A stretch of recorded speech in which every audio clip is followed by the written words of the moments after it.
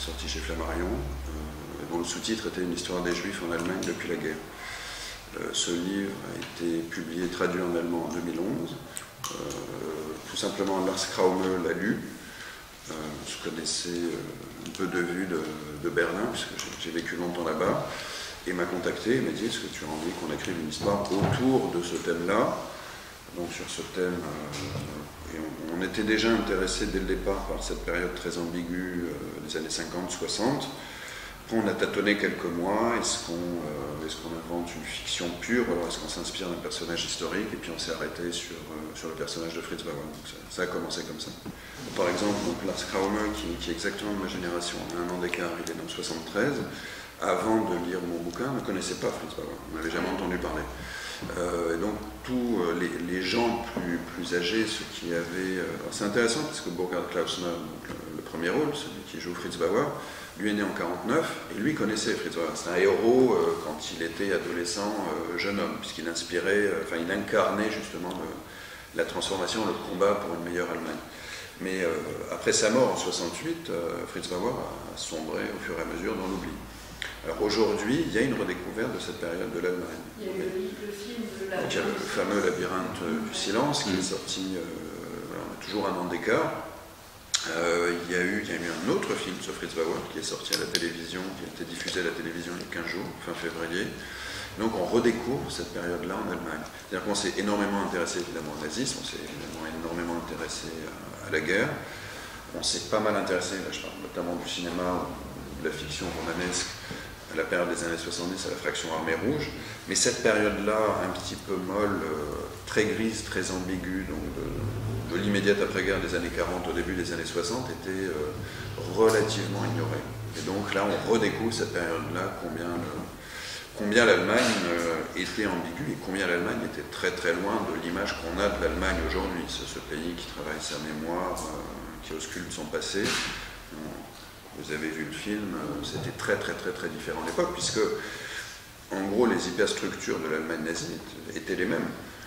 On avait coupé les têtes les plus dérangeantes, d'autres s'étaient exilés toutes seules comme Eichmann, soit au Moyen-Orient, soit surtout en Amérique du Sud et en Argentine, mais les juges, les policiers, les magistrats, les médecins, les professeurs d'université étaient restés en place en fait. Et 10 ans, c'est rien.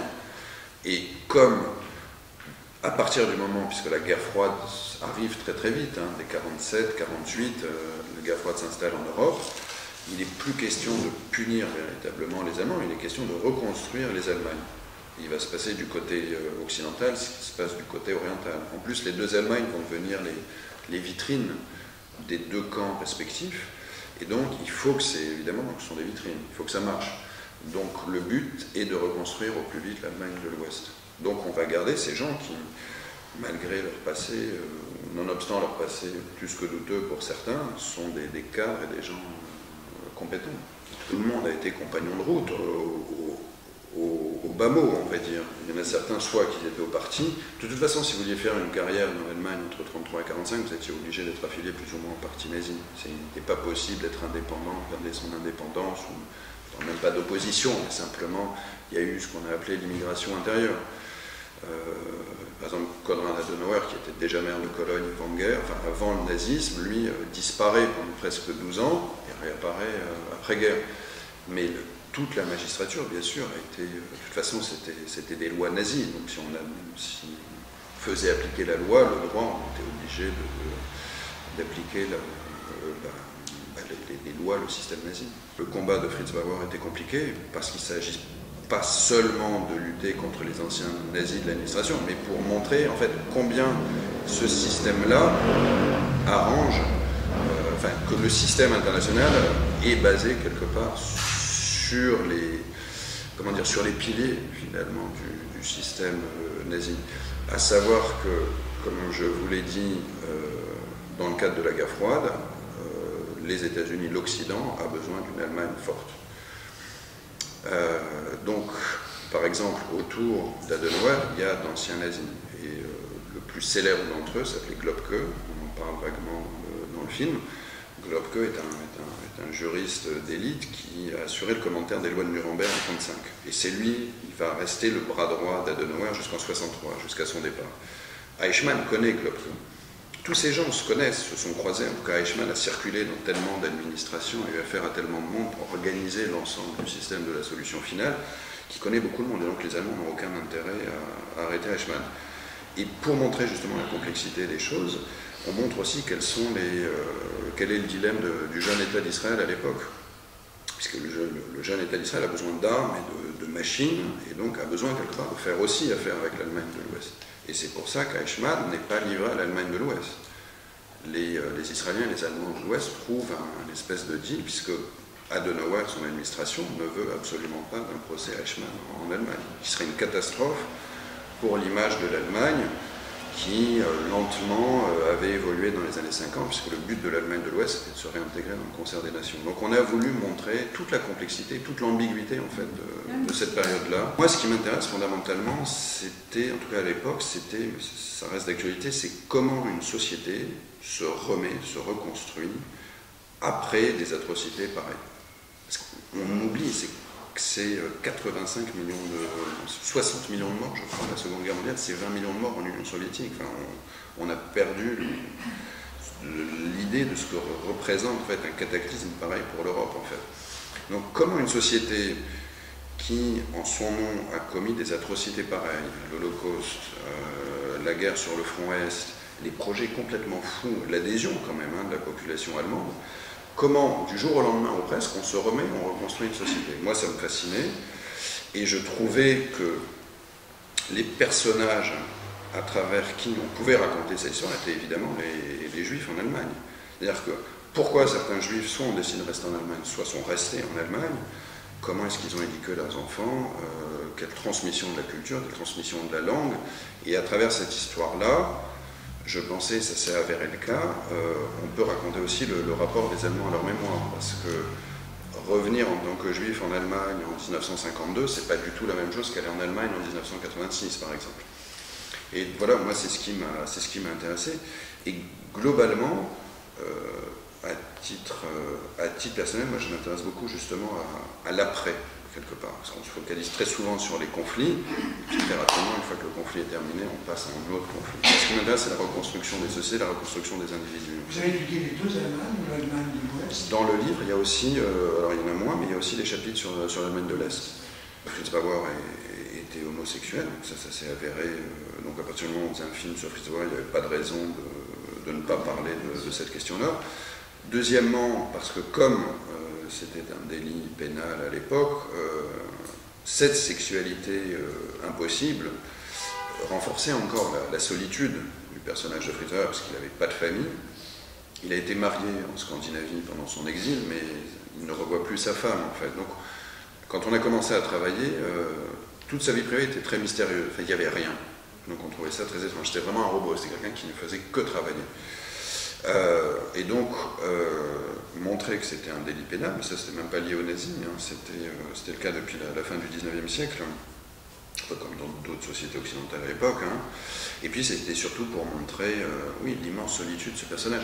Et il y a une scène que moi j'aime beaucoup dans le film, c'est le dimanche matin, quand il doit recevoir Karl Engermann, il joue tout seul aux échecs. Et il écoute la symphonie pathétique de Tchaïkovski, qui était vraiment son morceau de musique préféré.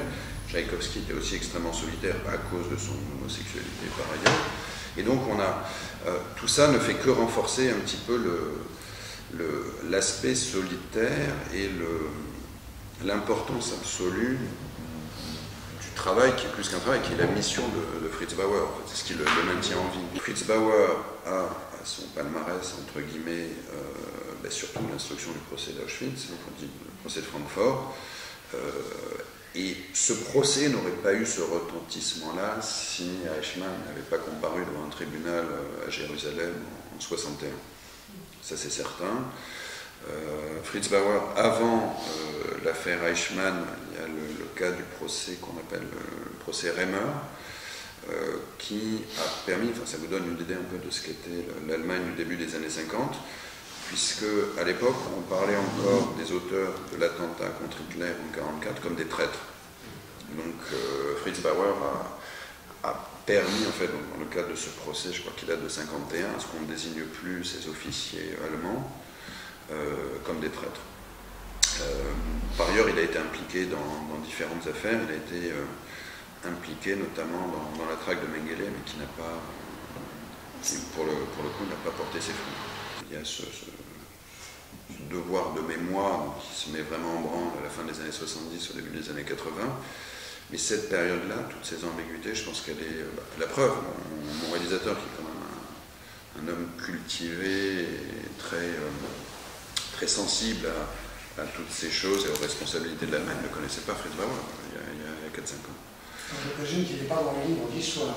Il n'est pas un héros officiellement reconnu. Ça, je ne sais pas. Enfin, par exemple, quand moi j'ai commencé à préparant mon bouquin, c'est vrai qu'il est... Je ne sais plus comment je suis tombé sur Fritz Bauer, mais c'est pas le premier nom sur lequel je suis tombé, effectivement, à ce moment-là. Effectivement.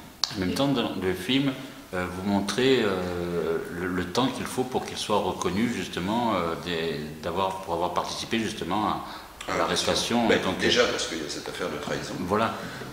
Et deuxièmement, parce qu'à l'époque, les gens avaient peur de dénoncer les nazis. Très clairement. Dans des communautés, dans des villages, dans des petites villes, il y avait plein d'amicales, d'anciens soldats, d'anciens SS, et puis on fantasmait aussi sur la puissance de ces réseaux qui ont vraiment existé. Mais à la fin des années 50, au début des années 60, oui, c'est une toute petite minorité qui se manifeste contre, qui décide de dénoncer le passé, la responsabilité. Et avec la communauté internationale et Israël, justement, comme vous disiez, un État jeune, c'est vrai que c'est étonnant de voir comme ça, parce que c'est de la récupération, presque. Ah oui, mais de toute façon, l'État israélien dans les années 50 est vraiment d'autres chats à fouetter. C'est-à-dire qu'ils sont nés en 48, donc ils ont 10 ans à peine, même pas. Il y a eu la guerre de 48, il y a la guerre de 56. Voilà, ils sont au Moyen-Orient, ils ont très peu de moyens, et ils ont vraiment d'autres priorités que la chasse aux nazis. Mais on ne parle pas de la Shoah à l'époque. Nulle part. Évidemment, ni les responsables, mais ni même les victimes. C'est-à-dire tout le monde se reconstruit. On veut laisser de côté la guerre. Tout le monde a énormément souffert. Et on refoule les victimes de la Shoah, les survivants. On commence à parler dans les années 70-80, pas avant. Les États-Unis la Shoah finalement a presque été intégrée à l'histoire américaine, mais à cette période-là.